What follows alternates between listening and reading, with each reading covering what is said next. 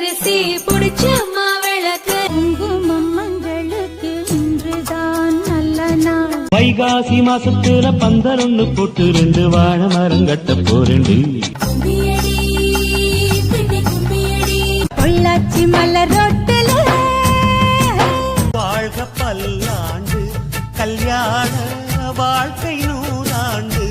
கணா காண்கிறேன் கண்ணாளே ரோஜாப்பூ மாலையிலே ஒரு நாளும் உன்னை மறவாத மாசர பொன்னே வரக.